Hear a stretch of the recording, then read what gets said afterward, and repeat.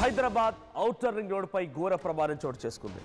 Running కార్లో నుంచి మంటలు ఎగిసిపడ్డాయి. స్పాట్లోనే ఆ కార్ నడిపిస్తున్న వ్యక్తి సజీవ దహనమైపోయాడు. ఈ ఘటన షామీర్పేట్ దగ్గర చోటు చేసుకుంది.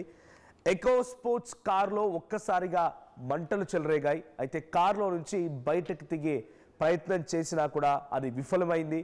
ఆ దిగడానికి వీలు కాలేదు. ఆ సమయంలో ఒక్కసారిగా ఆయన ఆ మంటల్లోనే చిక్కుకొని ఆ కారులో ప్రయాణిస్తుండే ప్రయాణికుడు డ్రైవర్ సీట్లోనే అస్థిపంజరంగా కాలి బూడిదైపోయాడు, సజీవ దహనమైపోయాడు. ఈ సంఘటన చాలా దిగ్భ్రాంతికి గురి చేస్తుంది. ఒకసారిగా హైదరాబాద్ వాసుల్ని షాక్ గురి చేసింది. హైదరాబాద్ ఔటర్ రింగ్ రోడ్ పైన ఈ కారు మంటల్లో చిక్కుకోవడం మనం చూస్తూ ఉన్నాం. సో తెల్లవారుజామున ఎర్లీ ఇన్ ద మార్నింగ్ ఒక్కసారిగా ఈ సంఘటన ఔటర్ రింగ్ రోడ్ పై ప్రయాణిస్తున్న ప్రయాణికులు చాలా భయభ్రాంతులకు గురి చేసింది.